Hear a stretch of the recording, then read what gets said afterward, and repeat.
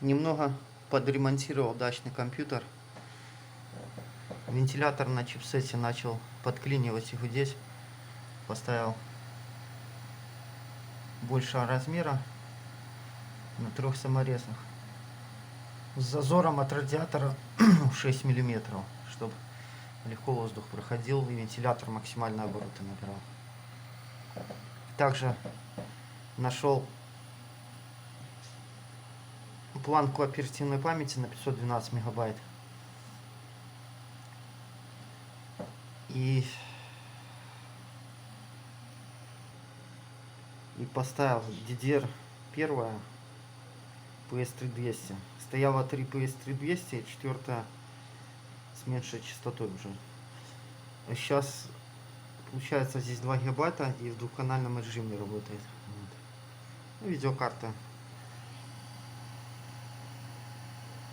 GT610. Ну, Stalker работает на максимальных, вся трилогия.